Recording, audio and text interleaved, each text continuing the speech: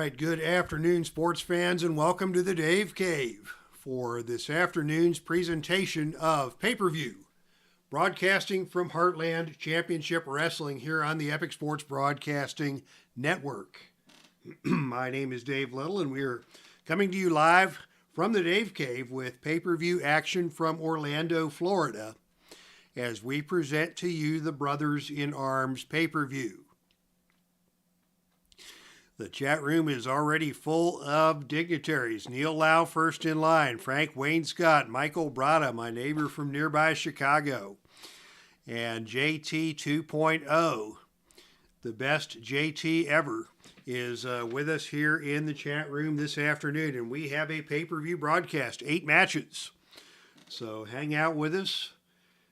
And our main event will be for the NWA World Heavyweight Championship. It will be a rematch, as the former champion Ted DiBiase has earned his way back into contention, and he will seek to regain that title from the man who took it from him, Bryan Danielson.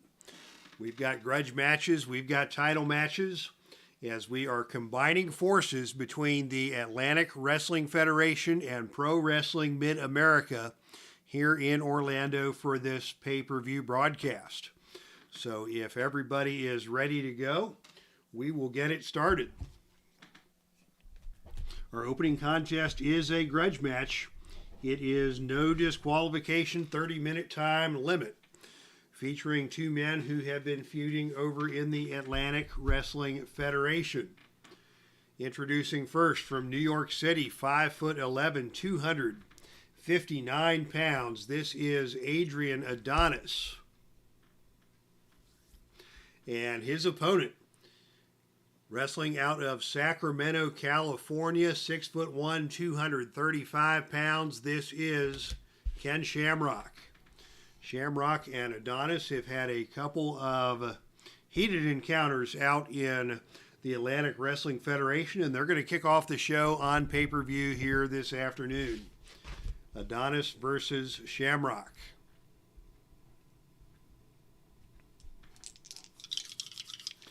And as we get things rolling here, the opening initiative role is won by Ken Shamrock. What is he going to do to his nemesis, ADRIAN ADONIS? It is Shamrock coming out with a whip to the ropes. Off the ropes comes ADRIAN ADONIS, and on a roll of 4, it is a big flying shoulder tackle from Adonis that takes Shamrock down to the canvas. Adonis now in control, and Adonis with a jumping knee smash that stuns Ken Shamrock. Adonis follows that up with a big knee lift. Shamrock getting to his feet. They come back together in the center of the ring, and it is Adonis with a snapmare taking Shamrock back down to the canvas. And he follows that up with a series of windmill forearms that backs Shamrock into the corner. Adonis maintaining the offensive with another big jumping knee smash. And Shamrock is looking dazed. And back we come. Here is Adonis coming into the corner with another snapmare. This time Shamrock is first to his feet. And it is Shamrock who turns around and whips Adonis into the turnbuckle and follows that up with a big flying hip attack into the corner. And it is Adonis now who is stunned. And it is Shamrock coming back with a big back elbow, and down goes Adonis. Caught him right in the mush with that elbow smash, and now a big belly-to-belly suplex by Shamrock, taking Adonis down to the canvas. Shamrock and Adonis going back and forth here. Another big back elbow by Shamrock. Stuns Adonis. Shamrock follows that up with another big flying hip attack into the turnbuckle, and Adonis is stunned.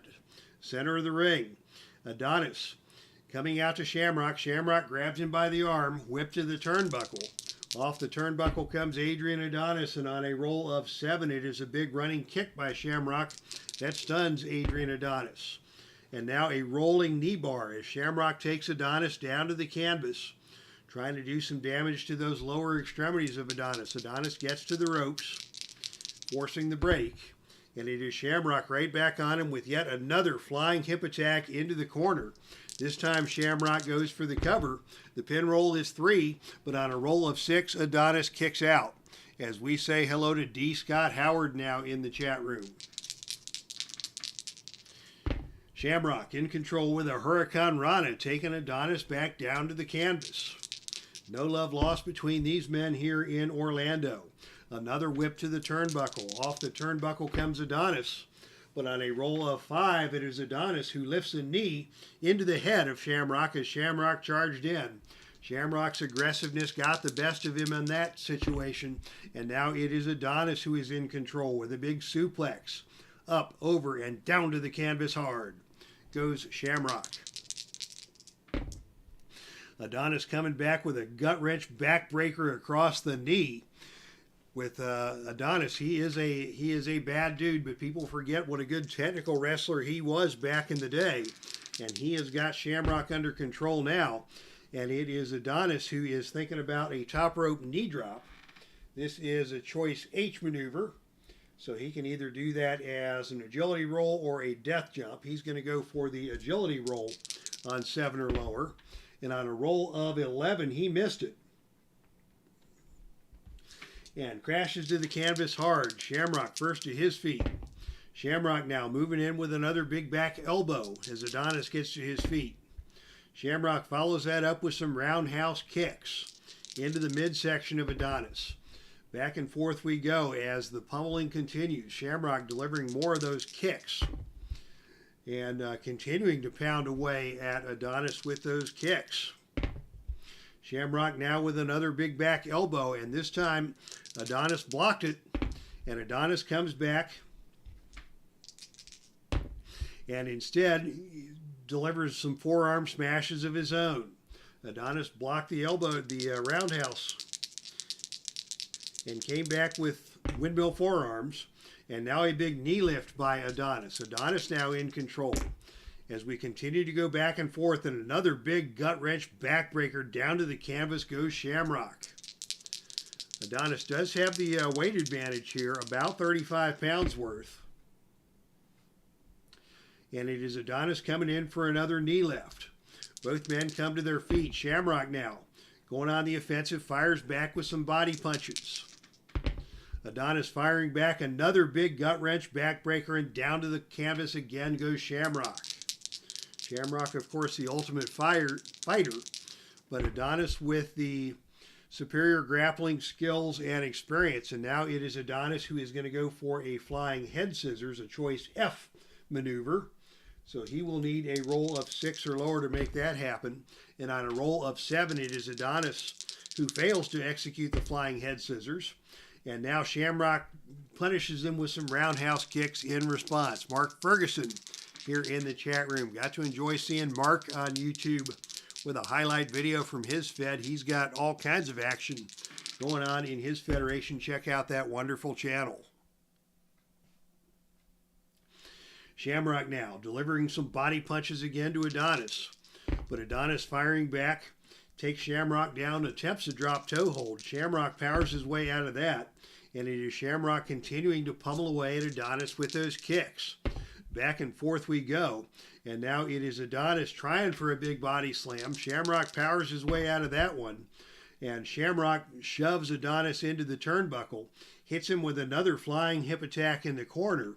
And now Shamrock's going for the cover. The pin roll is 4 or lower. And on a roll of 5, Adonis just got out. So Shamrock showing his agility. Hitting Adonis with those smashes. And now it is a standing rear choke applied by Ken Shamrock. Taking Adonis down to the canvas in that rear choke. And now Shamrock is going to go up for a death jump. And on a roll of 9, it is Shamrock who nails a flying clothesline off the top rope. And Adonis goes down. What's Shamrock going to do here? He goes for another Hurricane Rana. And this time Adonis is going to leave the ring. And the party will get started on the arena floor. And on a roll of 5, that is the double disqualification roll. There is no disqualification in this match.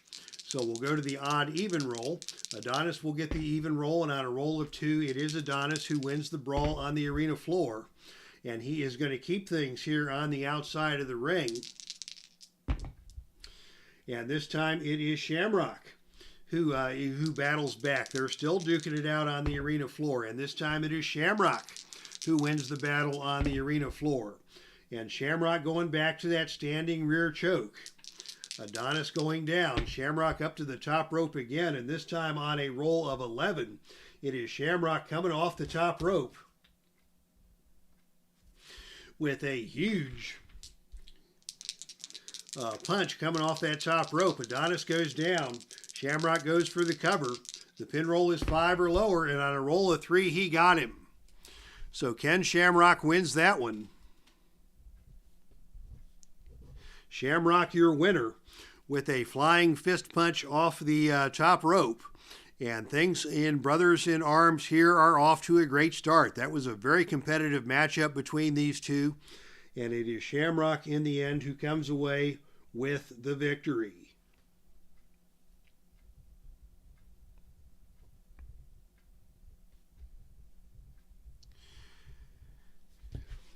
All right. Congratulations to Ken Shamrock, the winner of today's first matchup. And while we were in that match, there was an announcement coming from Frank Wainscott.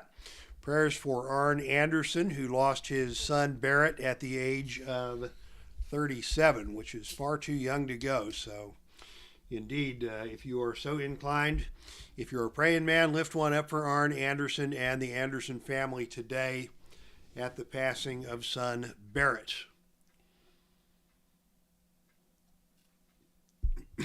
All right. I think we have caught up with everybody in the chat room. D. Scott Howard, Neil, and Mark having a chat. So we are ready to move on to tonight's second contest. Another no disqualification grudge match. This one coming to you from Pro Wrestling Mid-America.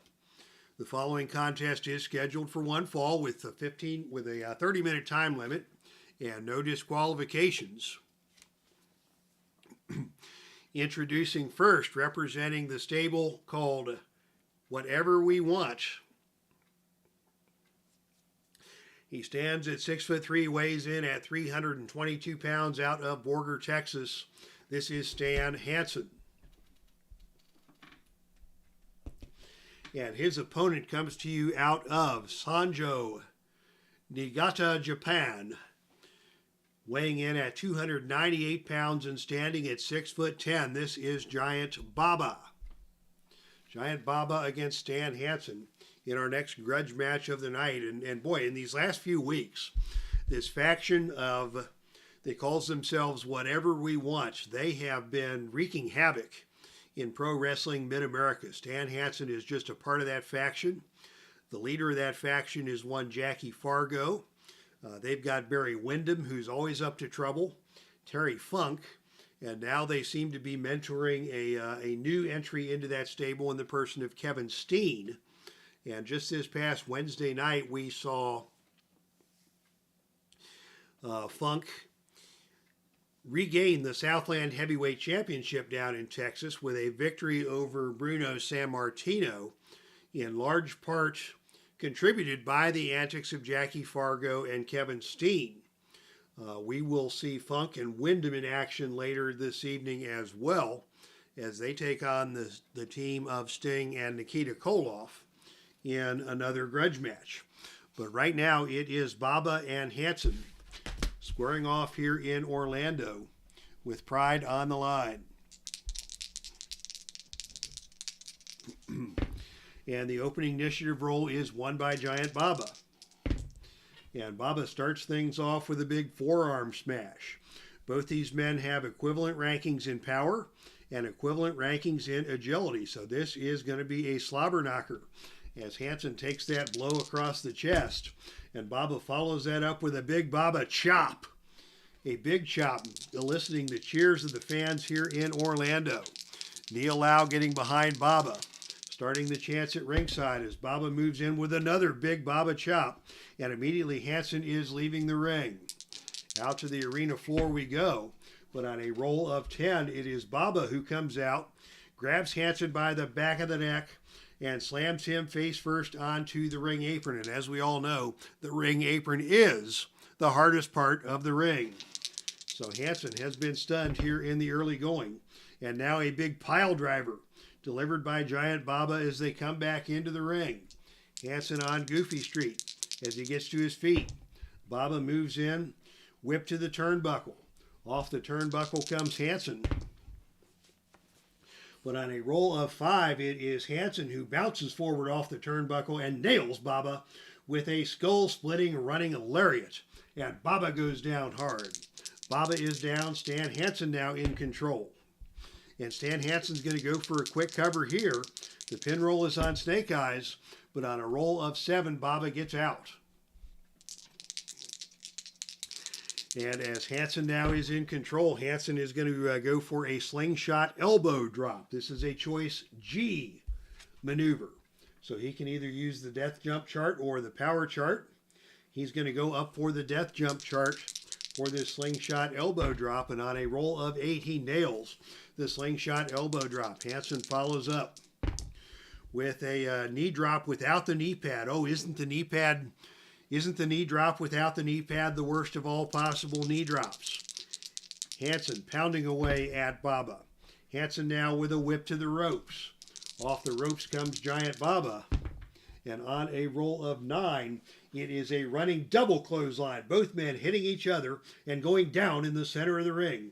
The wrestler with the better ropes rating recovers first. And that would be Stan Hansen. Hansen a B and Giant Baba a C on the ropes rating. So Hansen, after that collision in the center of the ring, is the first to his feet. And he is going to go for that slingshot elbow drop once again. And once again, he nails it. And Hansen now maintains control. And now Hansen is going to pitch Baba out of the ring. Out to the arena floor we go once again. And this time on a roll of 4, that's the big brawl roll. That's going to go to odd even with Baba getting the even roll. And on a roll of 2, it is Baba with a big chop across the chest of Hansen, who staggers Hansen on the arena floor. And now Baba applying a big bear hug. The bear hug has been applied to Stan Hansen. What's Hansen going to do? He struggles his way against that bear hug.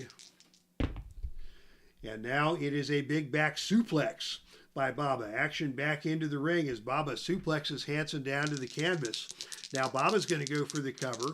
The pin roll is Snake Eyes, but on a roll of 5, Hansen kicks out, and the action continues. As Salvador America joins us in the chat room. Welcome, Salvador. Hope all is well. Baba now in control, and Baba goes for the neck breaker drop. That's his finisher. It's a +3. The pin roll here is 6 or lower. And on a roll of 5, he got him. Just like that, Giant Baba, with the neck breaker drop over Stan Hansen, picks up the victory.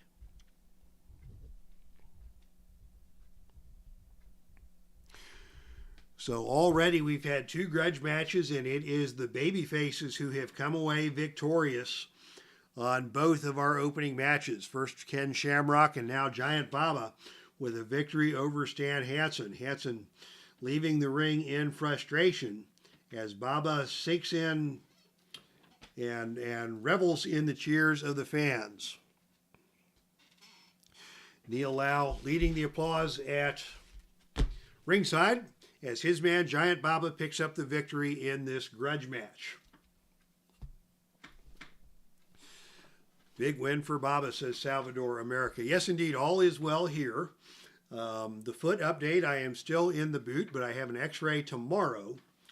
And I am hoping that tomorrow may be Boot Liberation Day here in the Dave Cave. So things have been coming along well. Thank you for checking in on me. As we go to the next contest, and this is a long-awaited matchup in grudge match action, as just this past Wednesday night on Heartland House Show number 1200, a surprise entrance in New Orleans of the long-lost Sting, who has been making the rounds trying to get his revenge against Barry Windham, the man who put him out of action over 1 year ago. As Al Red Sox fan joins us in the chat room. And the chat room just got that much better looking with the arrival of Al Red Sox fan. Welcome to you, my friend. The following contest is a grudge match with a 45-minute time limit and no disqualifications. Introducing first, representing the stable called Whatever We Want. He is your reigning Southland heavyweight champion, standing at 6'1" and weighing in at 247 pounds. This is Terry Funk. And his tag team partner is out of Sweetwater, Texas. Standing at 6'7", weighing in at 273 pounds. This is Barry Windham. And the Bruiser reigning down here in Orlando for Barry Windham. Windham, of course, formerly on the roster of the local Atlantic Wrestling Federation, where he was the one who took out Sting when Sting was reigning Atlantic heavyweight champion. So this is a grudge match that has been a long time coming. And their opponents, introducing first, weighing in at 125 kilos, hailing from Moscow, Russia, this is Nikita Koloff. And his tag team partner, 6'2", 260 pounds, out of Venice Beach, California, it's Sting!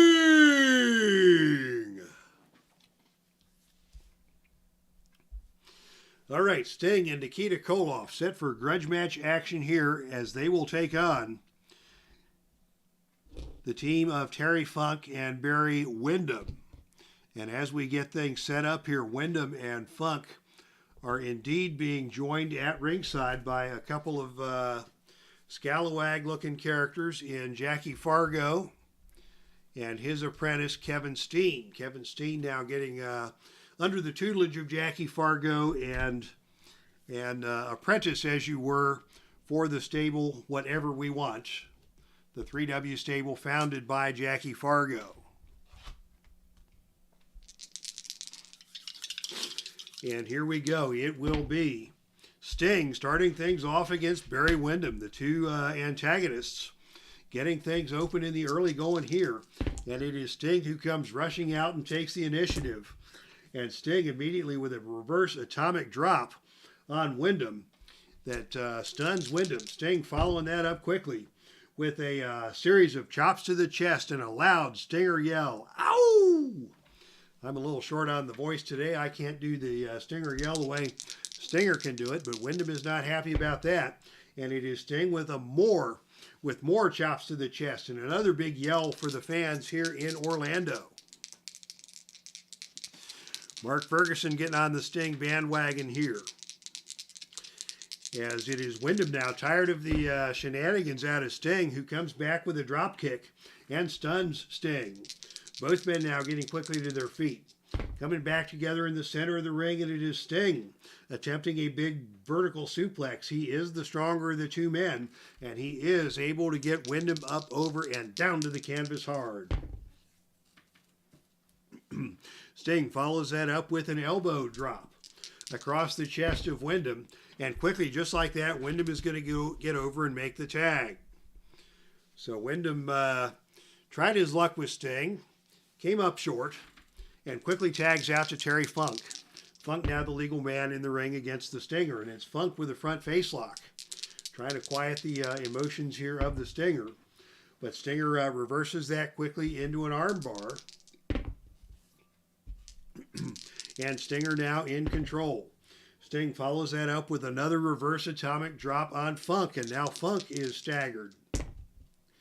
And Sting with the elbow drop onto Terry Funk, but Terry Funk rolls out of the way of that, and it is Funk who comes back and catches Sting with a spinning neck breaker that takes Sting down to the floor, rolling him out of the ring, and action goes out quickly to the arena floor where Funk comes out and just nails Sting with a series of forearm smashes across the head, and then rams Sting headfirst onto the steel ring steps. Funk now in control here, taking over on Sting. And now on the arena floor, it is Funk applying the spinning toe hold to the Stinger. Stinger will not submit, but that's going to cost him a point of fatigue as the referee finally corrals the action back into the ring. Funk in control. And now Funk is going to go up for a death jump.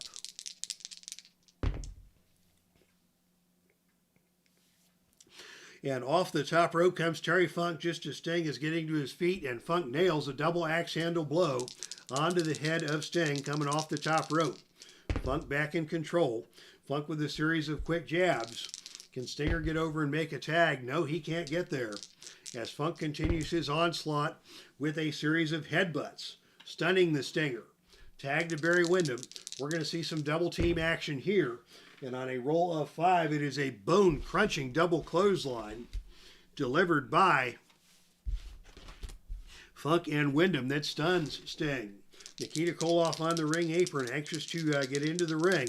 But Windham now is in control, and Windham is going to go up for a death jump.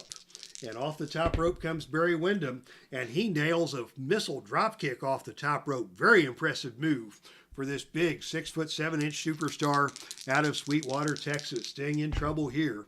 And Windham now is going to pitch Sting out of the ring once again. And Sting is on the defensive on the arena floor, but it is Sting who is able to get the advantage on Windham. Sting grabs Windham by the arm and whips Windham into the steel security railing where Windham hits hard.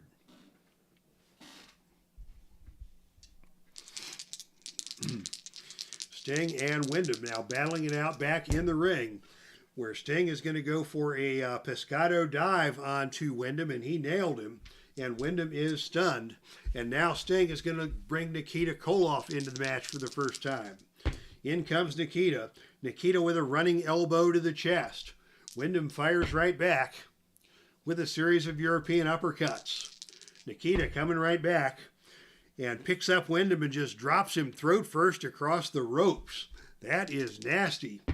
And Windham not able to get over to make the tag as Nikita comes in for the follow-up. And Nikita nails Windham with a Russian sickle. That's a +3 finisher. He's going to go for the cover. We may get a pinfall here. Terry Funk going to try for the disruption. And Terry Funk cannot get there as he is cut off by Sting. Count of 3, and Windham is pinned. Just like that, Nikita Koloff with a Russian sickle has pinned Barry Windham right in the center of the ring, and there wasn't anything that Funk could do about it, as Nikita nailed Barry Windham. First he dropped him throat first across the ropes and then nailed the Russian sickle. And it is Nikita Koloff who is your victor in this match over Barry Windham. And now we're going to have Jackie Fargo and Kevin Steen hitting the ring. And we are going to have a gang attack here in the center of the ring here in Orlando. What is going to happen on the gang attack? First, I'll have to find my gang attack to figure this out.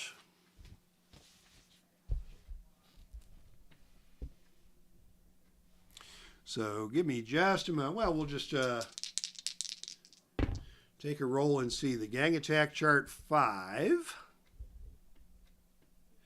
I should have planned this out better.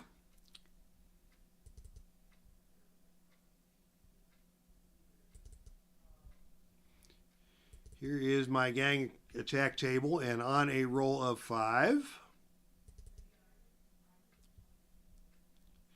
I believe this is going to be successful. Follow the instructions below. Yes, so we go to the we go now to the gut check rolls. First, we'll roll for Sting and Nikita. So, ooh, a 10. That's good for Sting. That's 6 points for Sting. And for Nikita, Nikita rolls only a 1, so that is going to be a -2. So Nikita may be in some trouble here after winning the pinfall. And since it's 4-on-2, oh, Steen with a 12. That is good for him. So that's good for 11 points. Steen by himself is cleaning house here. And Fargo with a 2. Windham only gets a 4 minus 3. Windham 1.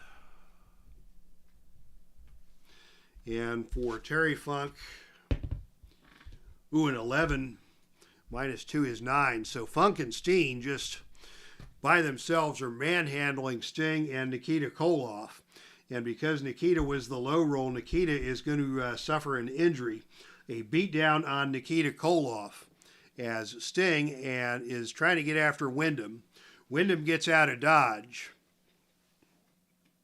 as Sting is cut off by Terry Funk, and Kevin Steen just beat the daylights out of Nikita Koloff. And that is going to be an injury roll for Nikita. So we will have an injury update on Nikita Koloff later this week. Frank Wainscott sees Sting and Nikita in line for gold in the future. I don't know about that. They're not an official tag team, but maybe they will join forces and pursue the gold. But right now, they're in pursuit of Barry Windham. Barry Windham gets away as Steen beats the daylights out of Nikita Koloff, and Sting and Funk battle to a stalemate. So, Kevin Steen making his presence felt here at the Brothers in Arms pay-per-view. He is an apprentice of sorts to this Whatever We Want stable of Jackie Fargo. And he proved his mettle tonight, beating down Sting and Nikita Koloff after Nikita got the victory in the ring. Steen came in and led the beatdown on Nikita, who is going to have an injury that we will have to get an update on later this week.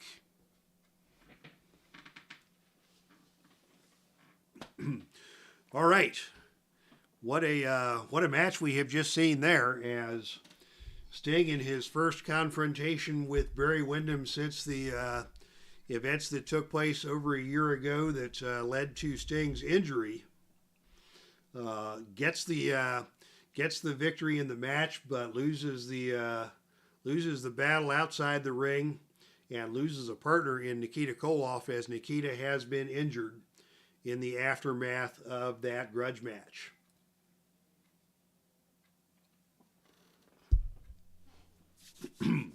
All right. It is now time for our first championship match of the evening. So we'll get the championship dice into play here. The following contest is scheduled for one fall with a 45-minute time limit, and it is for the Pro Wrestling Mid-America Heavyweight Championship. Introducing first the challenger from Beverly Hills, California. He stands at 6'1", weighs in at 245 pounds. This is Nick Bockwinkel. And his opponent is your reigning and defending Pro Wrestling Mid-America Heavyweight Champion out of Sarasota, Florida. He stands 6'1", weighs 248 pounds. This is the Macho Man, Randy Savage. So Randy Savage to defend his belt against Nick Bockwinkel, a former Pro Wrestling Mid-America Heavyweight Champion in his own right. This should be a good one. Question, how long is Nikita injured? And the answer is that remains to be seen. He has been taken to a local medical facility for evaluation, which means that after the show, when I'm doing the write-ups and doing the fallout from the pay-per-view, I will roll on my injury chart and determine both the extent and the length of the injury to Nikita. So stay tuned. And having been inspired by Mark Ferguson, thank you, Mark, for a wonderful recap this week. I may do some sort of a recap show perhaps on Wednesday night, and just record that and post it with the information about Nikita and what lies ahead for the Heartland. So thank you, Mark, for that inspiration. And I'll say again how much I really enjoyed Mark's broadcast this week. He has got storylines all over the place. He's got Eddie Guerrero and Vicky Guerrero enmeshed in a feud, which is just magnificent booking. I really enjoyed that. The other thing that Mark does so well is that he has such good names for his factions and his tag teams and his federations. A lot of creativity went into that broadcast, which I greatly enjoyed and found that to be very inspiring. So thank you for that. And once we get an update on Nikita, I may do a Mark Ferguson style recap at some point in the middle of the week with a full update. So yeah, once again, check out that wonderful channel. All right, Savage and Bockwinkel now squaring off with the Pro Wrestling Mid-America Championship on the line. And the opening initiative role is won by the champion, the Macho Man. And he will start things off coming out against Bockwinkel with a series of quick jabs. And that's a power move. Savage has the advantage both in power and in agility in this contest. And as he pounds away on Bockwinkel, Bockwinkel takes a backward step. And Savage immediately grabs him and whips him into the ropes. Off the ropes comes Bockwinkel. And on a roll of 9, it is a running back elbow from Randy Savage. That nails Bockwinkel and stuns him. Savage follows that up with a knee drop. And Bockwinkel is stunned. Savage, still in control, drops another knee. Repeated knees being dropped on Bockwinkel. Bockwinkel trying to get back to his feet. And Savage with a vicious elbow to the head that nails Bockwinkel. Bockwinkel finally gets back to his feet. And it is Bockwinkel now with a double leg takedown on Savage, quickly rolling him over into a Boston Crab.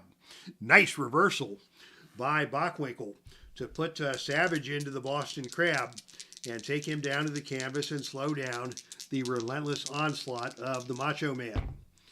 In control now, Bockwinkel with a butt drop to the leg, trying to slow down the Macho Man.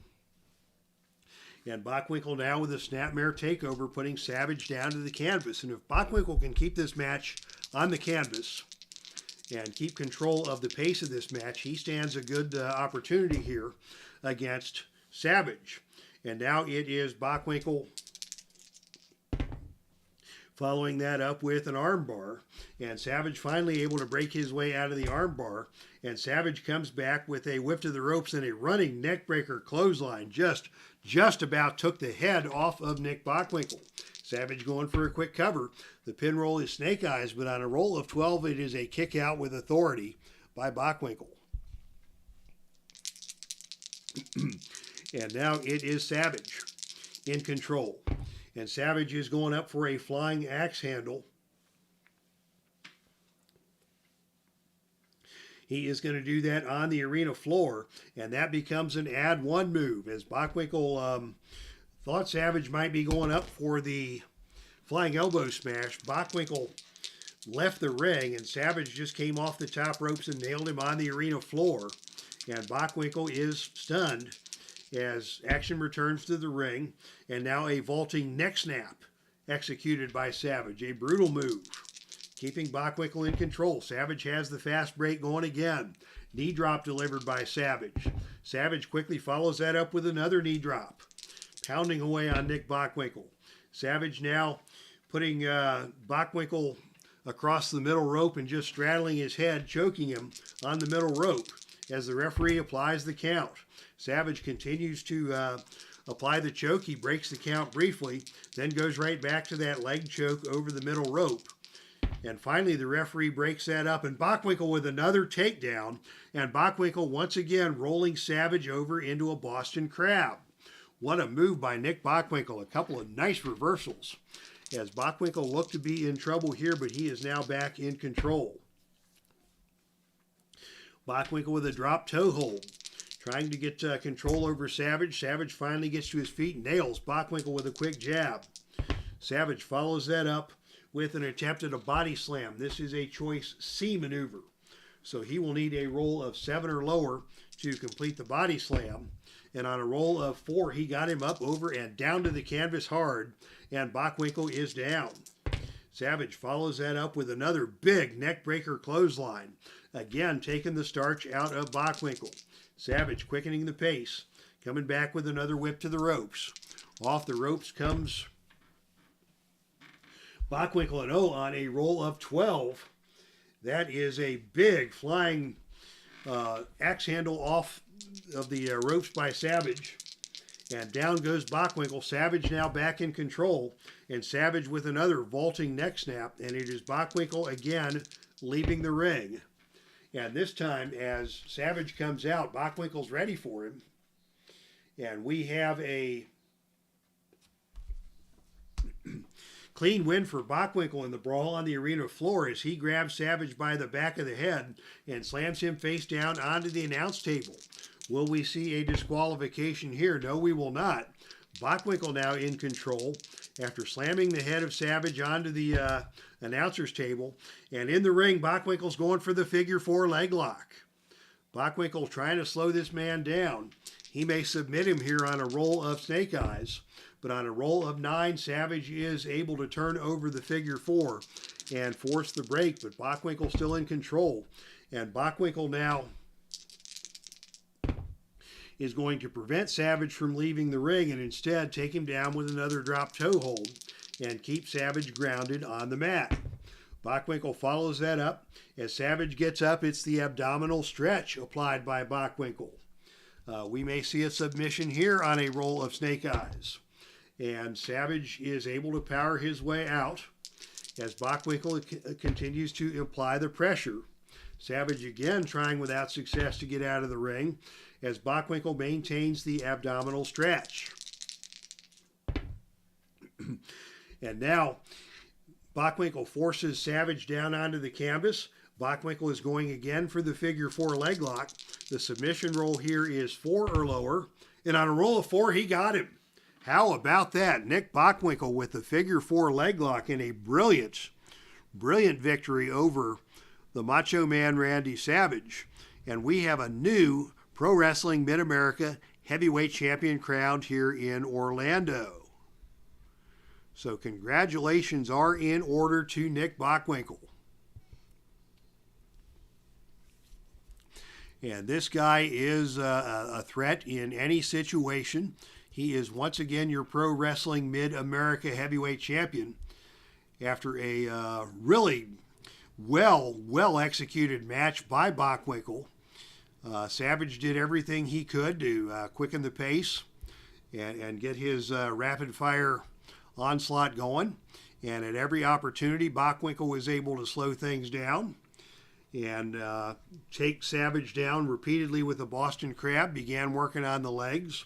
And finally, when the opportunity presented itself, it was Bockwinkel with the figure 4 who submitted Savage and wins the Pro Wrestling Mid-America Heavyweight Championship. Bockwinkel now a 5-time PWMA Heavyweight Champion. So congratulations to Nick Bockwinkel on an outstanding victory as Salvador America, the smartest man in wrestling, gets it done. Congratulations, Nick Bockwinkel. And Al Red Sox fan weighing in, way to go, Nick. Slick Nick, says Michael Brada. So a big win for Bockwinkel here tonight to regain the Atlantic Heavyweight, the Pro Wrestling Mid-America Heavyweight Championship. Also some great ideas from Salvador America, a Wrestler of the Week and Match of the Week. Yeah, so there's a number of things that we could do with a midweek segment that I will definitely have to consider.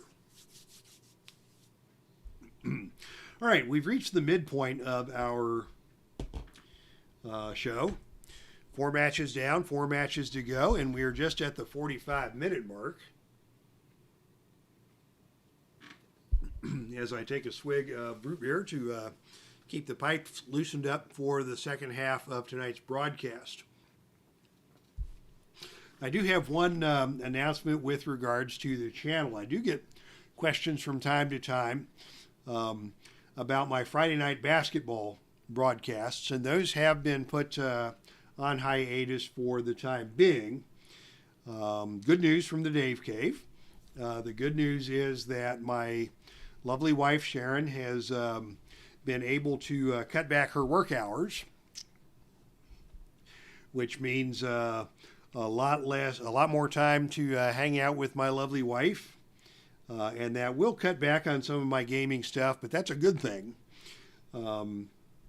I mean, I love gaming as much as anybody, but I love my wife, and always glad to spend time together with her. And actually on Friday nights, we are now doing some babysitting for two wonderful children whose parents are working and just need some time. So we have taken on a babysitting gig on Friday nights that will last through the summer.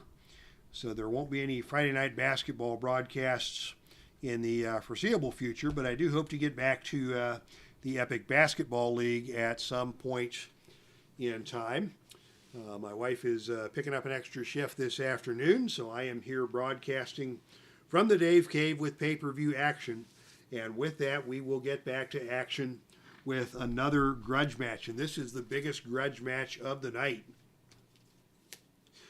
These two teams have been going at it for months and months. And it has come down to tonight's loser leave town match. This is the hottest feud in the Atlantic Wrestling Federation at the moment. And the loser of tonight's match will be banished from the AWF and have to start all over again somewhere else. The following contest is scheduled for one fall. It is no disqualification and no time limit.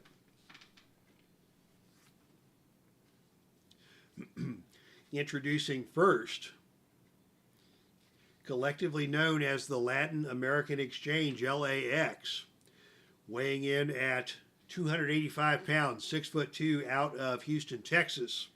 This is Hernandez, and his tag team partner comes from Brooklyn, New York, 205 pounds, 5'10". This is Homicide. Homicide and Hernandez. And of course, they, as always, accompanied to the ring by the very dangerous valet, Janae Kai. Janae Kai, if you've not seen her wrestle before, she is something else. She is a martial arts expert and can perform just about any kick from just about any position. And I look forward to the day when I can get her actually into the ring. But for now, she is accompanying Homicide and Hernandez. But if you have a few spare moments on YouTube and you want to see a very dynamic in-ring performer, up-and-coming young female superstar Janae Kai is her name, Janai Kai. Watch her kick some heads in. All right, and their opponents, collectively known as the BLACKJACKS, introducing first from Albuquerque, New Mexico, standing at 6'3", weighing 253 pounds, this is Blackjack Lanza. And his tag team partner out of Eagle Pass, Texas, 6'9", 340 pounds, this is Blackjack Mulligan. So Mulligan and Lanza taking on Homicide and Hernandez in this grudge match. This ought to be a slobber knocker indeed. And I will mention that both Lanza and Hernandez are wrestling with minor injuries inflicted upon each other as a result of the brutal aftermath of the wars that these two teams have had. And this time it will be the losers making their way out of the Atlantic Wrestling Federation. And it is going to be Blackjack Mulligan starting things off against Hernandez, the two most powerful men in the match, facing off in the center of the ring.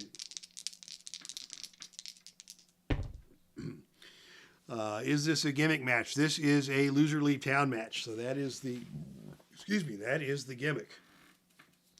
And it is Hernandez who is in control here as they come together for the opening lockup, and Hernandez with a big boot right to the head of Blackjack Mulligan. Knocks him silly. Hernandez follows up quickly. He is going to go for a big man dive, which is a choice C maneuver. So he will need a roll of 9 or lower to execute that successfully, and on a roll of 4, he nailed him. Hernandez going to the air immediately and taking down Blackjack Mulligan. Hernandez quickly follows that up with a whip to the turnbuckle. Off the turnbuckle comes Mulligan, and on a roll of 7, it is a big kick from Hernandez. That staggers Mulligan. Hernandez maintains control. Tag to Homicide. Here comes a double team. And on a roll of 3, that is a deadly face-first double suplex executed by Homicide and Hernandez on Mulligan. And that is going to cost Mulligan a point of fatigue. Homicide now in control. And Homicide immediately comes out with the Gringo Killer. That is a +2 finisher. The pin roll here is 5. And on a roll of 8, Mulligan is able to kick out. And the match will continue. But Mulligan quickly finding himself in trouble thanks to the well-coordinated double teams of Homicide and Hernandez. And now it is Homicide with a pile driver on the ring apron. Tag to Hernandez. Here comes another double team. And this time it is an awesome double neck breaker executed by LAX on Blackjack Mulligan. And down goes Mulligan. And now an over-the-shoulder backbreaker executed by Hernandez. And Mulligan rolls out of the ring and down to the arena floor. And quickly we are going to go to the shenanigans chart on the arena floor with Ringside Mayhem. And on our Ringside Mayhem chart, it is going to be the tables chart. Blackjack Mulligan is down on the outside of the ring. Hernandez setting up the table. And on a roll of 3, the table is set up. But it is Mulligan who throws Hernandez back into the ring before anything can happen. And now there is a table set up on the arena floor that we may see come into play later. But for the time being, it is Hernandez in control as action returns to the ring. What's going to happen here? It is Hernandez who is going to go for a death jump. Mulligan in the ring. Hernandez goes up top. But on a roll of 4, it is Hernandez who is too slow getting up top. And Mulligan throws him to the floor. And down goes Hernandez. Mulligan finally gets over to make the tag. And into the match for the first time comes Blackjack Lanza. Lanza in control. He is going to go for the Texas Brain Buster. He'll be able to finish on a roll of 4 or lower. And on a roll of 4, we may just get a finish here with the Texas Brain Buster. And from outside the ring, it is Janae Kai on the ring apron. But that's not going to help. And Homicide comes into the ring, and he gets nailed by a running clothesline from Blackjack Mulligan. And just like that, Hernandez is forced to submit. So the distraction didn't work. The interference didn't work. And on a roll of doubles, it is Blackjack Lanza picking up the submission over Hernandez by way of the Texas Brainbuster out of nowhere. So Lanza gets the win over Hernandez. So goodbye to Homicide and Hernandez. But before we say goodbye, there will be action on the arena floor, as the match did end in doubles. So we are going to go to the feud table, courtesy of Filsinger Games. This table is used when a feud match ends with a roll of doubles. You've just won the match by pin or submission. The opponent is down. Roll 2 dice to see what happens. So Lanza is celebrating the victory over Hernandez, but on a roll of 12, you call your allies down to ringside. The group acts like a gang of street thugs. This is Lanza and his crew beating the opponent down one by one with their finishing moves.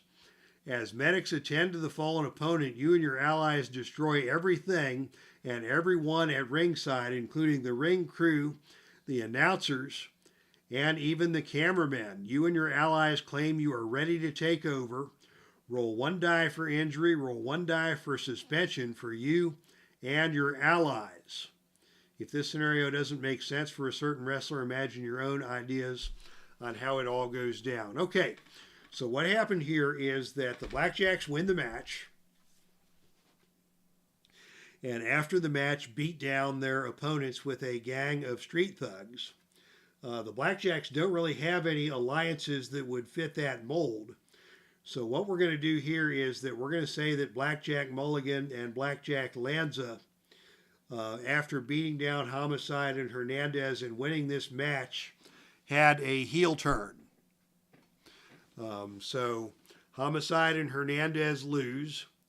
Mulligan and Lanza start beating down Homicide and Hernandez to the point where the fans are no longer celebrating. And in fact, we'll say that just to spice things up, we'll say that Janae Kai tried to get involved, and she got manhandled by Mulligan. They've had a couple of encounters along the way where Janae Kai has cost Mulligan or back jumped Mulligan. So we'll say that they took out Homicide, they took out Hernandez, and did something heinous to poor Janae Kai, so that Homicide and Hernandez and Janae are on their way out of the territory. But in so doing, it's a heel turn for the Blackjacks, and the Blackjacks will now start rising up the ranks of the most hated teams in the Heartland. All right, so that is a surprise heel turn for the Blackjacks in the aftermath of their victory over LAX. So yeah, interesting finish to that match, as Lanza and Mulligan get the victory, but also snap and undergo a heel turn, a dramatic heel turn for Mulligan and Lanza, as they will stay on in the Atlantic Wrestling Federation.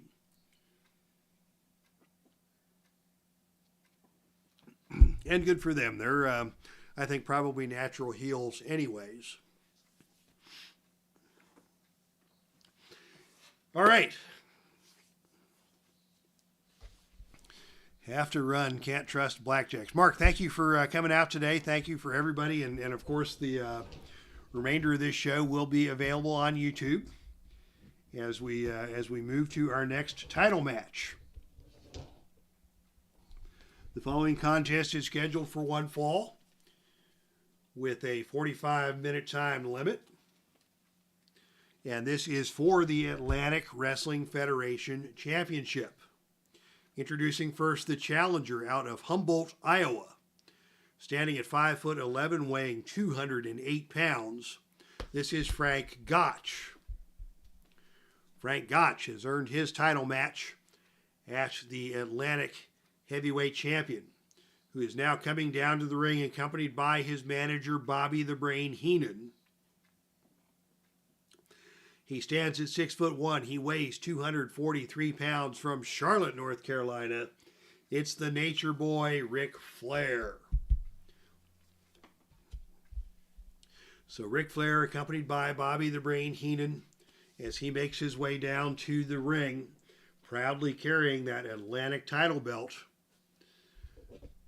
And this will be a different sort of match for Flair against a true technical genius in Frank Gotch, under the close monitoring of Bobby the Brain Heenan at ringside. Heenan will have a couple of opportunities to intervene in this match if he so chooses. Let's see if they rise up the ranks now with a new attitude, says Salvador America. Nature Boy and the Weasel. All right, the opening initiative roll is tied. Oh my goodness, that means we go to the book. The Face to the Mat book coming into play here for the first time tonight. And on the low roll, it will be Flair. Rolling on the book, the roll is 2-3. Is he strong? Flair does have the power advantage over Frank Gotch. And as a result, the opponent smashes an object into the wrestler's body. The wrestler not affected responds with a knee lift and scores 1 point.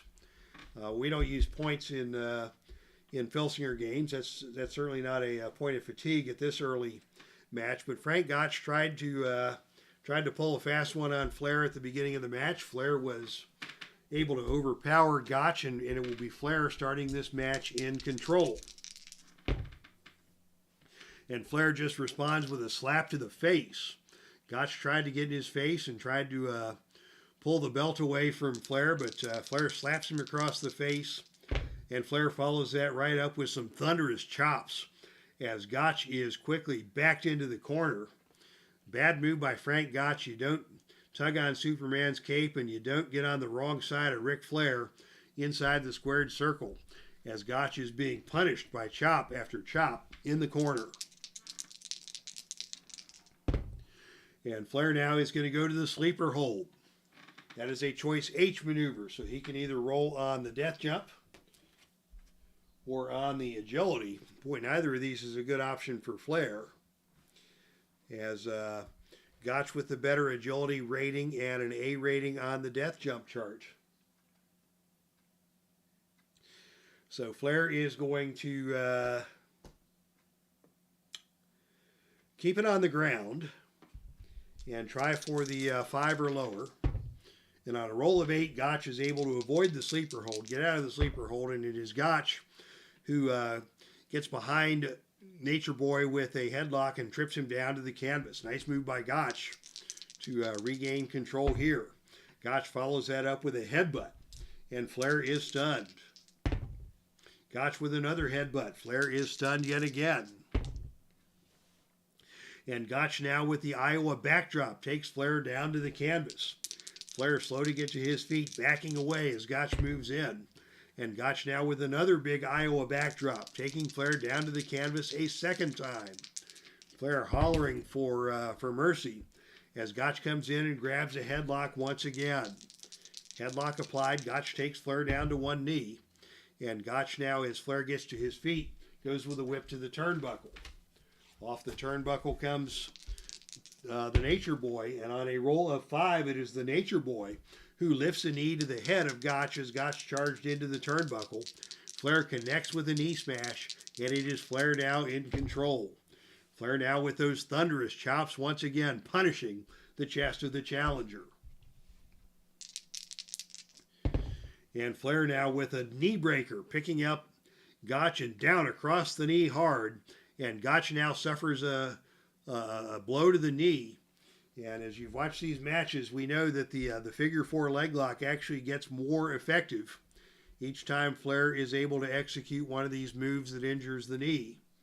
And in this case, that will make the figure 4 now a +1 if Flair is able to apply it. And now it is Flair with a whip to the ropes as Gotch gets to his feet. Off the ropes comes Frank Gotch, and on a roll of 7, it is Flair with a running back elbow that puts Gotch back down to the canvas. Flair now with an elbow drop onto Gotch. Flair follows that up with another knee breaker and another blow to the leg of Frank Gotch. And now Flair is going to the knee breaker yet again. And Gotch has 3 accumulated injuries, and now Gotch is rolling out of the ring. Gotch with 3 blows to the knee is starting to favor that knee and leaves the ring.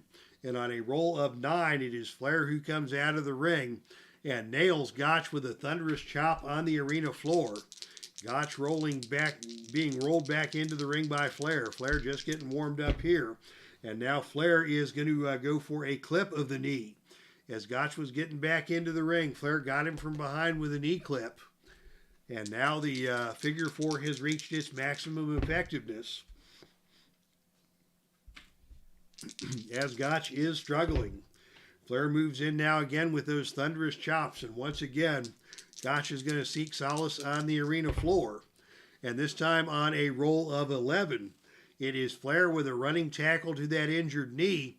And we may have a count out here on a roll of snake eyes. But on a roll of 6, Gotch able to get back into the ring. Flair is indeed a ring genius, methodically working over the challenger Frank Gotch. And now a big suplex delivered by Ric Flair takes Gotch down hard to the canvas. Flair remains in control.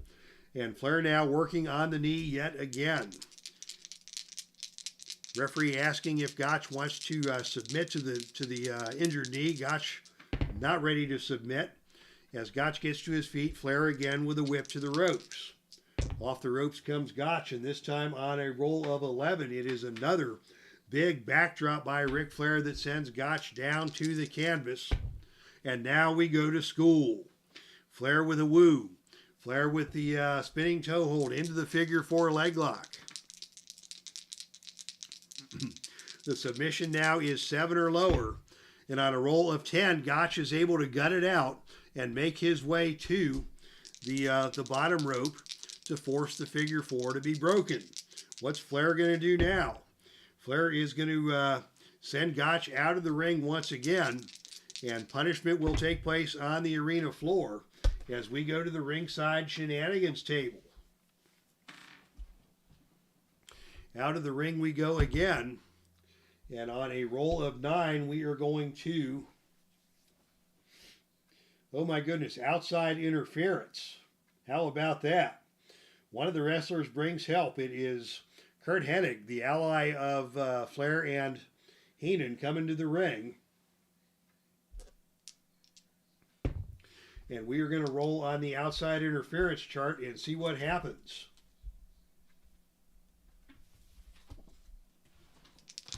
Outside interference chart in play as Hennig comes down to ringside. And on a roll of 7, it is Hennig attacking GOTCH, and a brawl results. Disqualification will occur on a roll of 4 or lower, but on a roll of 6, there will be no disqualification. Now we go to the odd even roll to see who wins the brawl. And on a roll of 5, it is Frank GOTCH who wins the brawl on the arena floor as he grabs Hennig and whips him into Flair. Collision on the arena floor between Hennig and Flair. This is an opportunity for GOTCH to take advantage. But action will continue here on the arena floor. What's going to happen next? We're still on the Mayhem chart and we hit the tables chart. And remember, there's still a table set up at ringside from the previous action. And on a roll of 10, we go to the gut check rolls.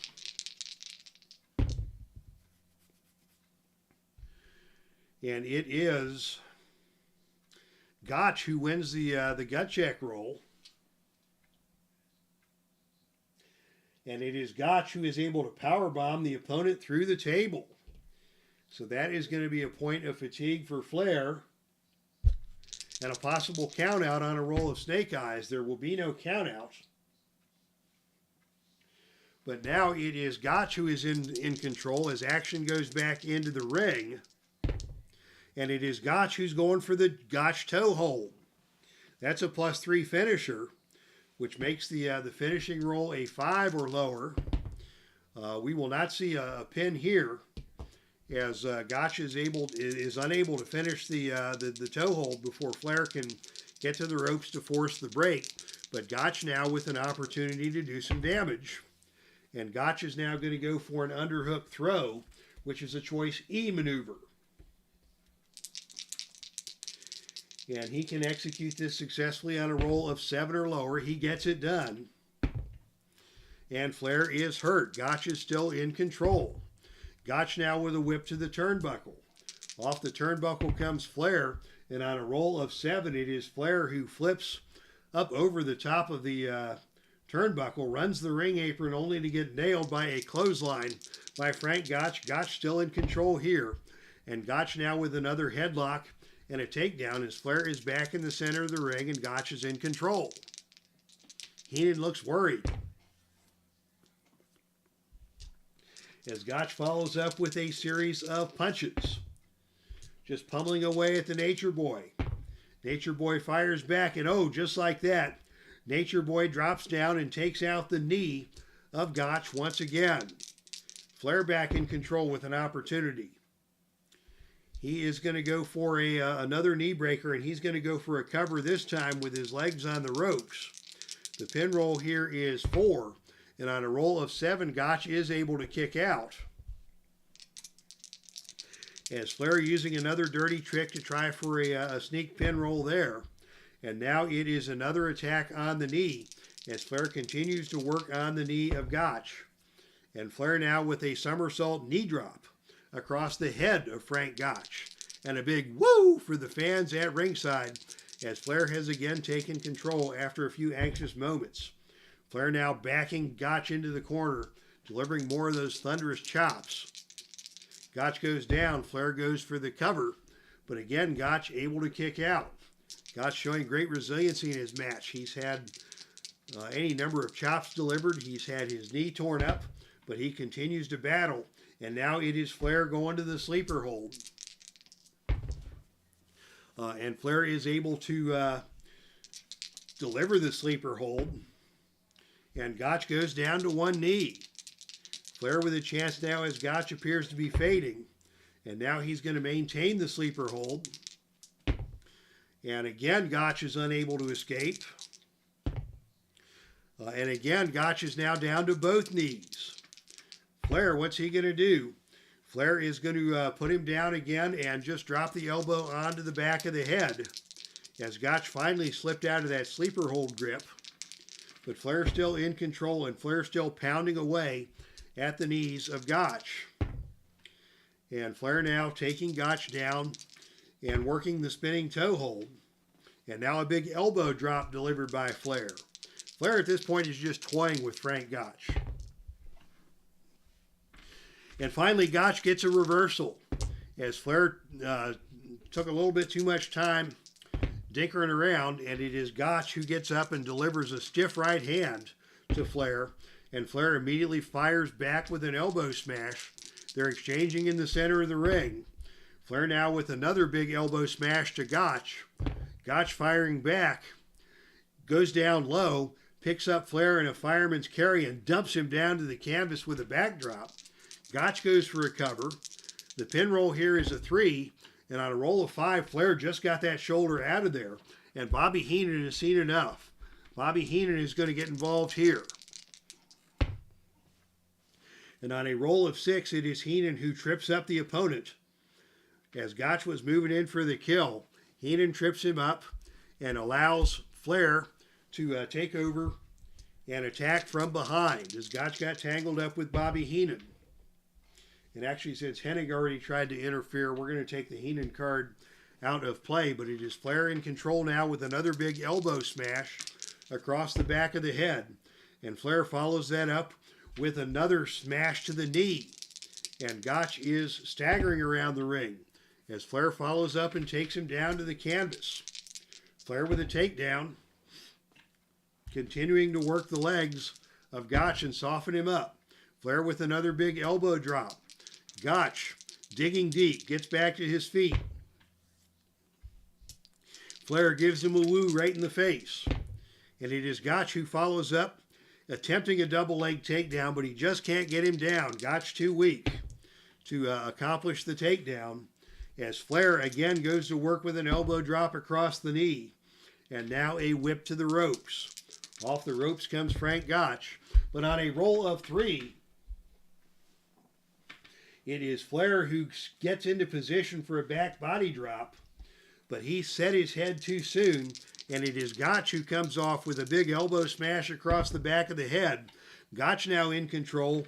Gotch goes to the Gotch toe hold. That's a +3 finisher. We'll see a submission here on 7 or lower. And on a roll of 12, Flair is able to power out of the Gotch toe hold. What a dramatic moment in this match. Gotch now in control. Gotch with a guillotine choke. Trying to choke his man out. Flair gets to his knees. Gotch follows that up with another series of punches. And Flair fires right back. Flair comes with thunderous chops in the corner. Gotch and Flair chopping and punching away at one another. Flair goes with another shot to the knee. That slows down Gotch. Another knee drop delivered by Flair. And Gotch is down. Flair now goes for the pin using the ropes. He can score the pinfall on a roll of 6 or lower, and on a roll of 6, he got him. After all that, it is Ric Flair who wins by holding the ropes and pinning Frank GOTCH after a tremendous matchup. Oh my goodness. Was that ever a Ric Flair match or what? We had Bobby Heenan involved. We had Curt Hennig involved. We had GOTCH doing everything in his power to stay in the match. Flair with those chops and those attacks on the knees. And finally, Flair, with the assistance of the ropes, is able to hold the shoulders of Frank GOTCH down for the 3 count. And the Nature Boy has successfully retained the Atlantic Heavyweight Championship. Woo, says the Nature Boy. And the fans here in Orlando are livid. A tough battle put up by Frank GOTCH, but to no avail, as the Nature Boy successfully defends the title, and Bobby Heenan grabbing the belt and grabbing the Nature Boy, and they are going to get out of town while the getting is good.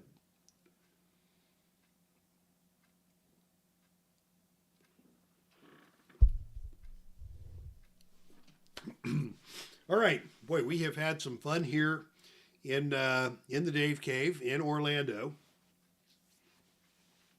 At the Brothers in Arms pay-per-view, we've seen all kinds of wild action. Sting back into the ring. His team got the win, but they took a beatdown at the hands of this 3W stable, whatever we want, as they call themselves. And Nikita Koloff suffering apparently quite a significant injury at the hands of Kevin Steen in the post-match attack, as Kevin Steen arrives on the scene as the newest member of this 3W stable. And now, ladies and gentlemen, it is time for our NWA World Championship matches. We have 2 more matches left to go, and these are the World Championship title matches.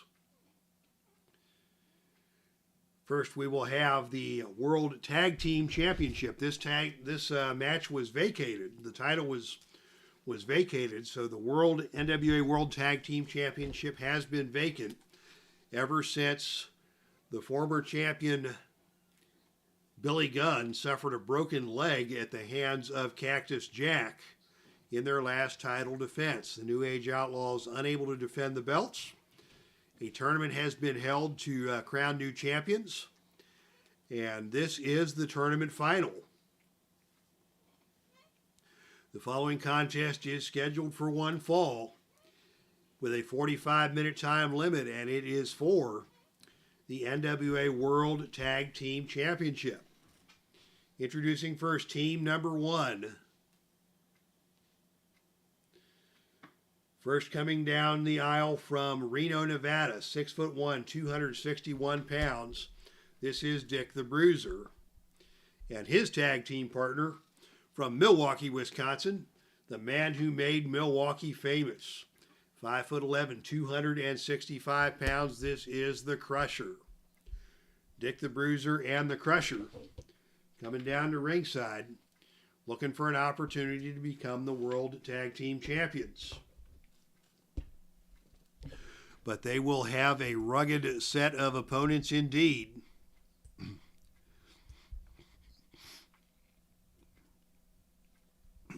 As their opponents, coming down the ring from Chicago, Illinois, at a total combined weight of 562 pounds, it is Hawk and Animal, the Road Warriors, accompanied by Precious Paul Ellering. So Paul Ellering and the Road Warriors are here. Road Warriors have been world champions on one previous occasion. Dick the Bruiser and the Crusher, 2-time World Tag Team Champions. Mutual respect here for both these teams. They want to knock the slobber out of each other, indeed. But they will do so, and whatever it takes to win, they will do, and both teams recognize that. As hands are being shaken in the center of the ring, and it is going to be Road Warrior Hawk starting things off against Dick the Bruiser. And indeed, this ought to be a slobber knocker, and it is Hawk who takes the advantage. And Hawk comes out with a neck breaker, an attempted neck breaker. That is a choice B maneuver. So he will need a roll of 9 or lower to complete that. And on a roll of 6, he got him over and down. And Dick the Bruiser gets back to his feet, but Hawk is in control. And Hawk now with a forearm pummel applied to Dick the Bruiser. Just pummeling him back to the corner. Dick the Bruiser laughing as he doesn't mind. He can take a pummeling. But now Hawk makes the tag to Animal, and it is Hawk and Animal, the Road Warriors, executing a double clothesline that annihilates Dick the Bruiser and takes him down to the canvas. Dick the Bruiser not laughing now,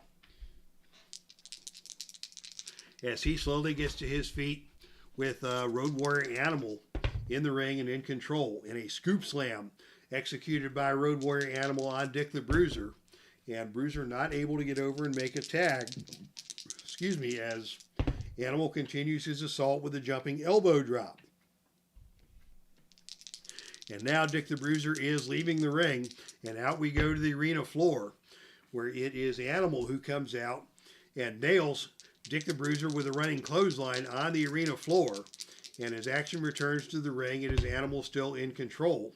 But Animal is going to continue the battle on the arena floor. They're not going to get into any shenanigans yet, but Animal again, this time with a big back body drop, dumping Bruiser onto the canvas, onto the arena floor for a second time. And as action now returns to the ring, it is Animal in control, and it is Animal with a blatant chokehold on Dick the Bruiser. Bruiser finally gets over and makes the tag to his opponent, to his partner, the Crusher. And we see the Crusher in the ring for the first time now, squaring off against Road Warrior Animal, as Dick the Bruiser took some punishment in that opening exchange. Here comes the Crusher, whipped to the turnbuckle. Off the turnbuckle comes Animal, and on a roll of 9, it is a big kick delivered by the Crusher that stuns the Animal. And now an atomic drop by the Crusher. Animal gets to his feet. And it is Animal, who comes back from behind the Crusher. Got up from that back body drop, picks Crusher up into the air high, pressing him overhead and down to the canvas hard goes the Crusher. And now it is the Crusher who is going to roll out of the ring. Action once again spilling out to the arena floor. And this time it is the Crusher who grabs the Animal and slams him face first against the ring post. We'll not see a disqualification here, as the Crusher is in control, action returning to the ring, and Crusher now has Animal trapped in the Crusher Nelson. This is a submission hold. The submission will require a roll of 2, and on a roll of 12, it is Animal who just powers his way out of that Crusher Nelson. No selling that sucker, but Crusher is still in control, and Crusher now applies the stomach claw. Will he be able to get Animal to submit to the stomach claw? No, he will not. But Animal, suffering the effects of that, goes down to the canvas. And Crusher now in control. Tag to Dick the Bruiser. We're going to see a double team here by Bruiser and Crusher. As I've got charts piled up all over the place. Double team chart coming into play for Bruiser and Crusher.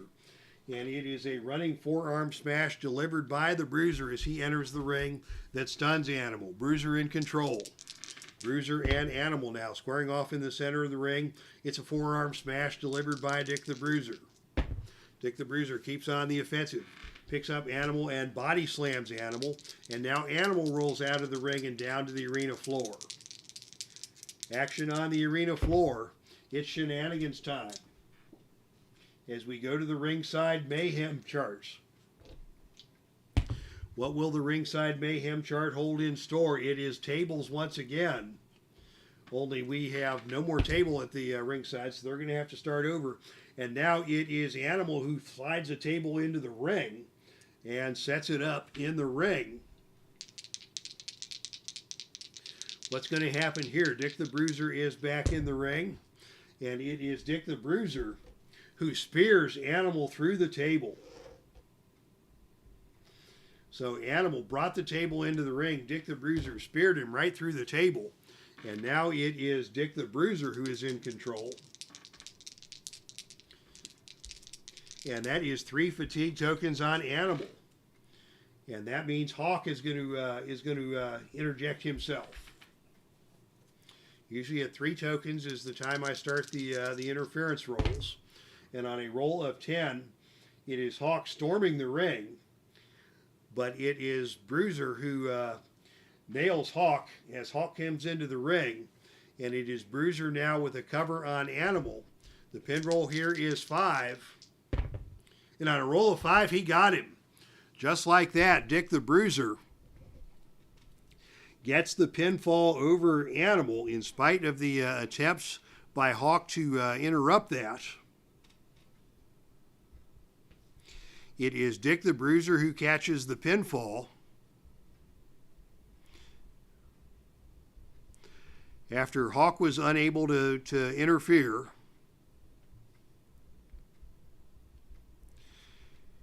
On behalf of his partner. So Animal took all the punishment in that match, got speared through the table. Hawk tried to get in and do something about it, was unable to do so. And Dick the Bruiser scored the pinfall on Animal after spearing him through the table. And new World Tag Team Champions are crowned. Dick the Bruiser and the Crusher are your new NWA World Tag Team Champions now for the 3rd time. And that brings us to our main event of the evening.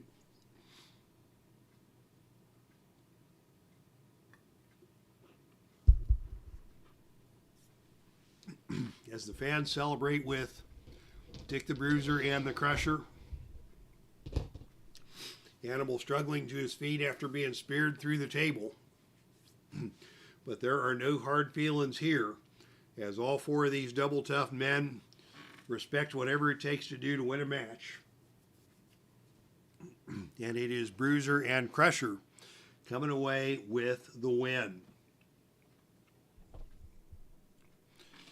As Doug Justice is here, Bruiser and Crusher are beasts. Thank you, Doug Justice, for joining in. Just in time for tonight's main event. Ladies and gentlemen, the following contest is for the NWA World Heavyweight Championship, and it is your main event of the evening.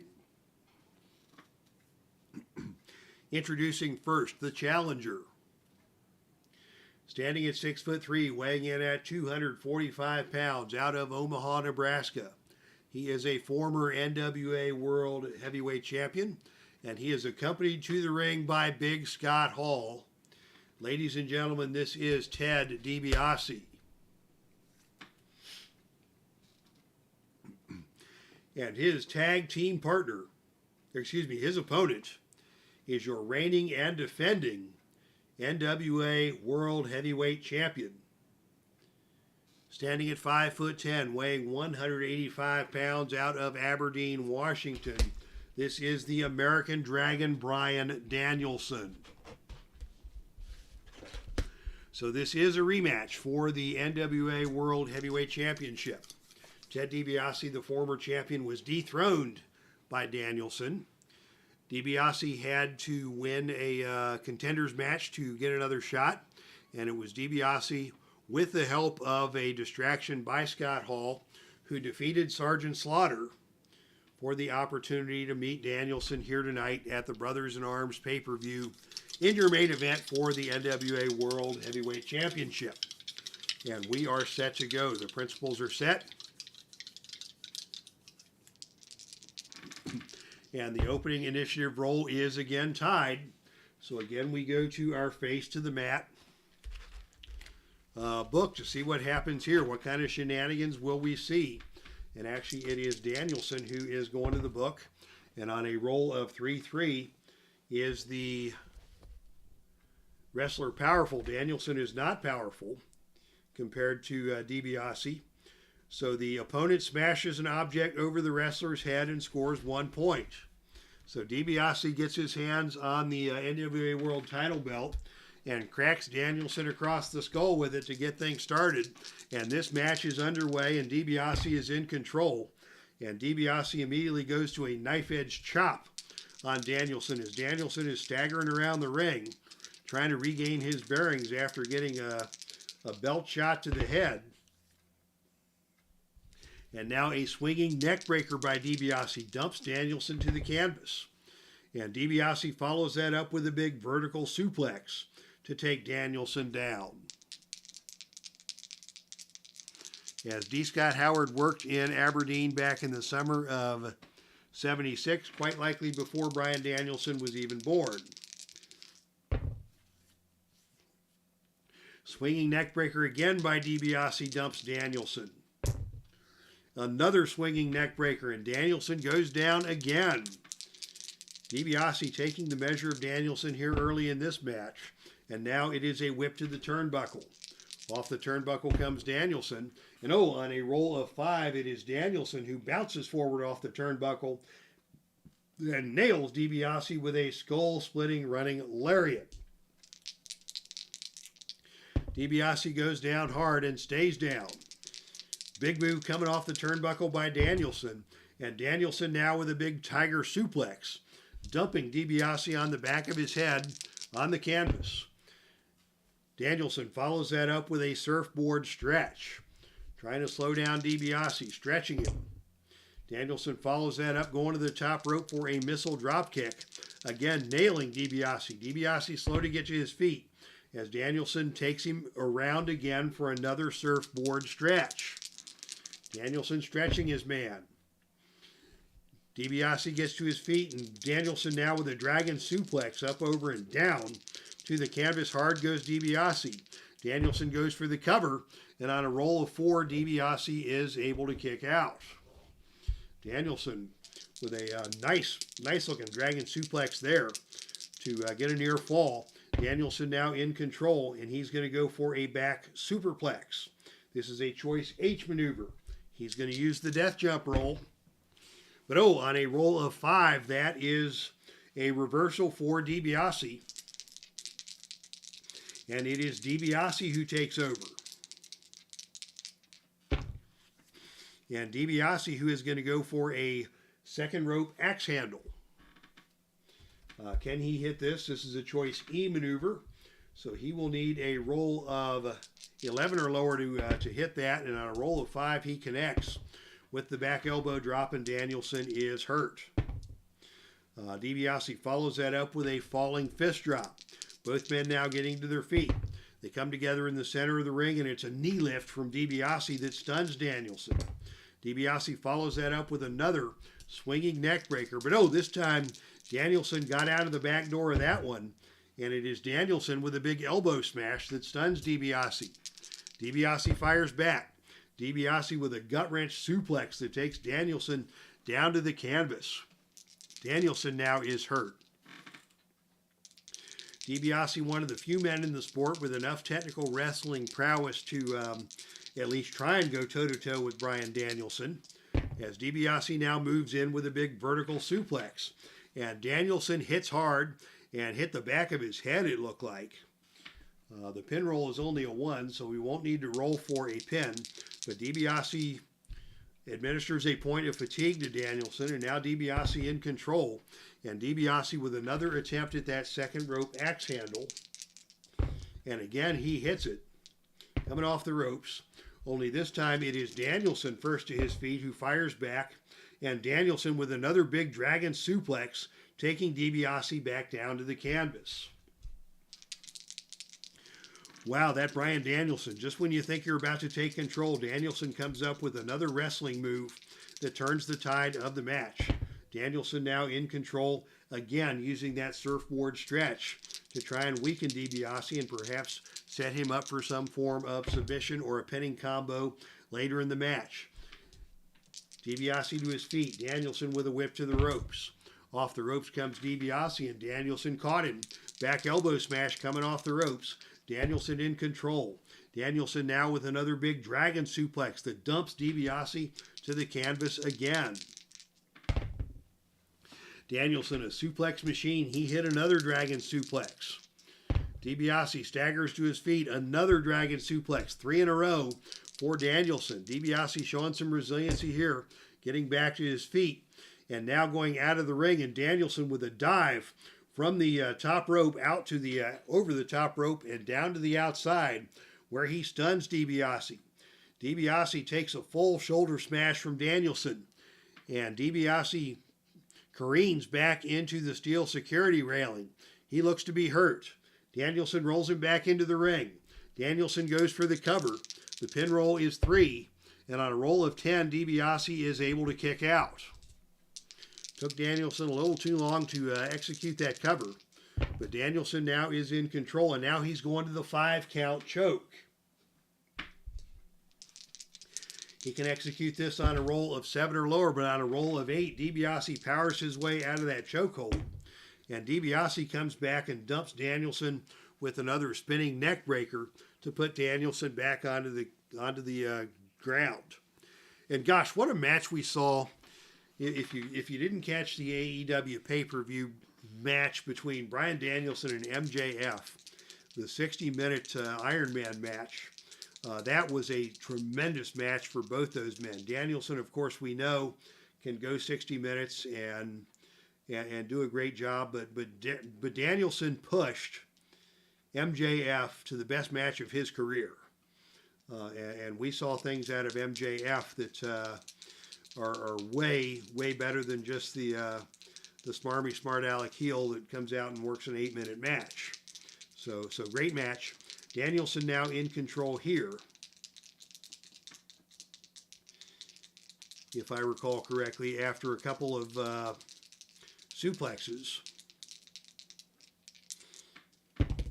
And Danielson now with another dragon suplex. He's going to go for the cover. The pin roll is a 4, and on a roll of 8, DiBiase kicks out again. And Danielson now is going for the final countdown. And on a roll of 2, this is a cross-face chicken wing. This is a +2 submission. The submission roll is 7. And on a roll of 10, DiBiase just able to get his leg over the bottom rope as the match continues. And Danielson now again going for that 5 count choke. And again, unable to connect on that. And I think I goofed up there. I think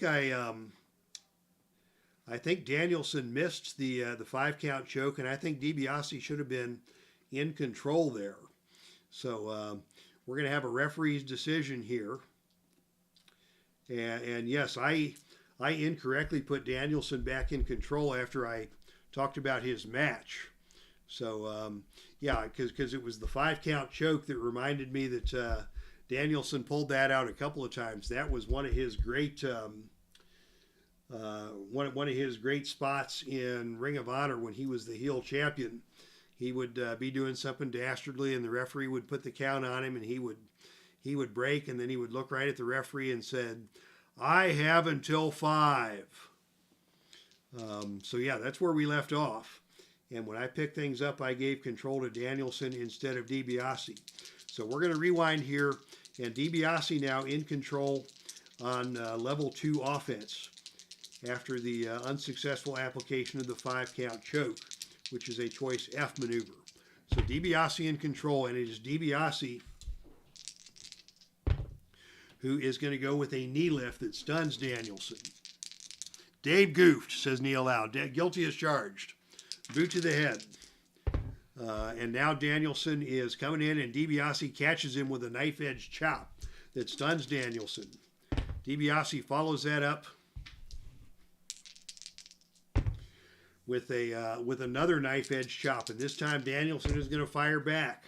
And Danielson comes off the ropes and nails DiBiase with a running shoulder tackle that takes DiBiase down to the canvas. And now a discus elbow smash by Danielson, and DiBiase leaves the ring. Out of the ring we go here. And as they come out to the arena floor, it is Danielson who wins the brawl on the arena floor and rolls things back into the ring, where Danielson is going to go for a death jump. Bryan Danielson going up for a death jump. And on a roll of 5, it is DiBiase who catches Danielson and throws him to the mat.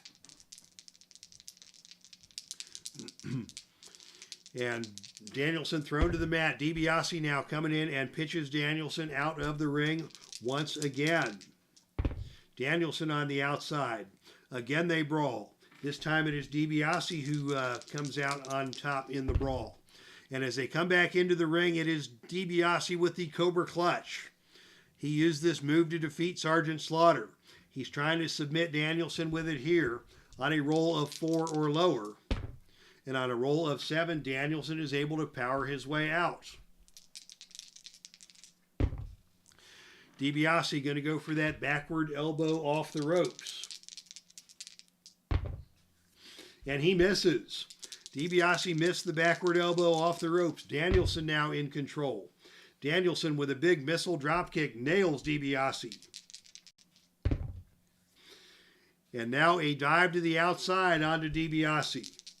DiBiase stunned. Danielson in control. Another dragon suplex and DiBiase is down. Danielson now going for a tiger suplex. DiBiase is hurt. Danielson, a missile dropkick again. Didn't get all of that one. DiBiase to his feet. They come together in the center of the ring, and it is Danielson with a fireman's carry into an airplane spin, dumping DiBiase down to the canvas. Dragon suplex now executed by Danielson. Danielson has the momentum. Another dragon suplex. He goes for the cover. The pin roll is 4. And on a roll of 7, DiBiase is able to kick out. Danielson follows that up and whips DiBiase out of the ring. Action to the arena floor, where Danielson nails DiBiase with a blow to the side of the head. Referees at ringside making sure Scott Hall keeps his grubby paws out of this action as they go back into the ring, and another tiger suplex executed by Danielson. He's going to go for the pin. Scott Hall now is going to try and create the distraction. And Scott Hall is unable to create a distraction.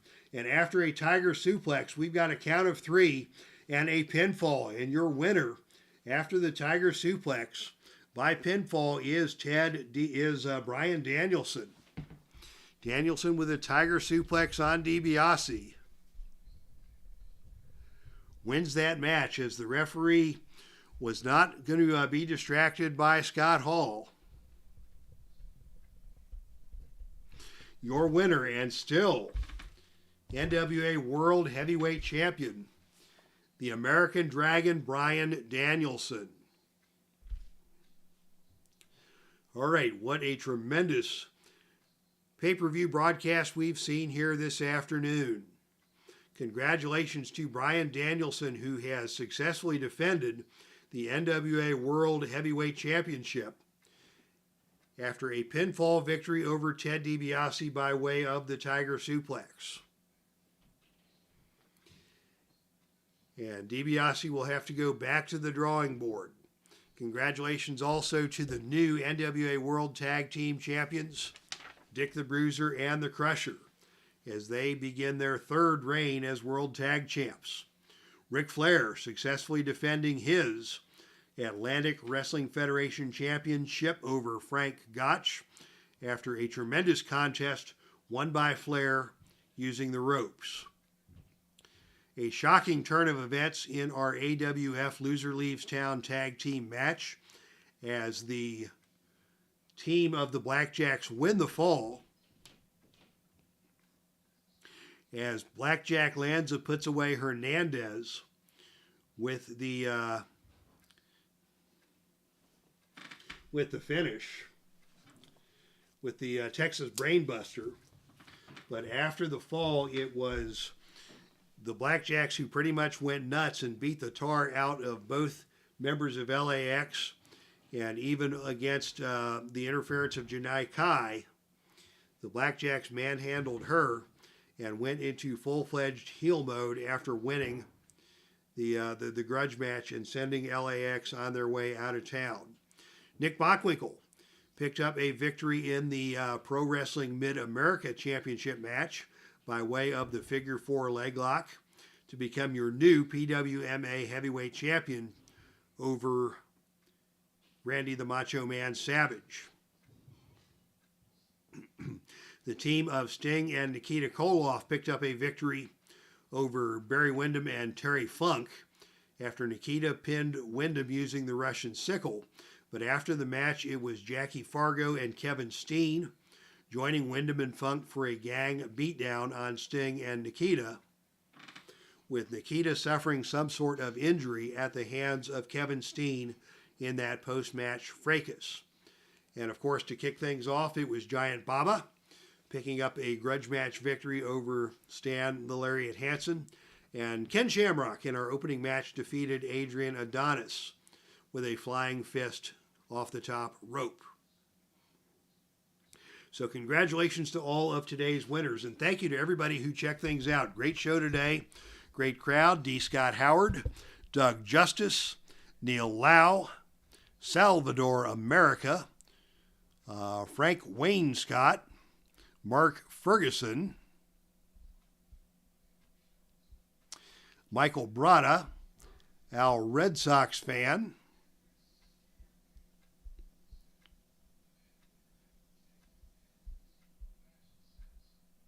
JT 2.0,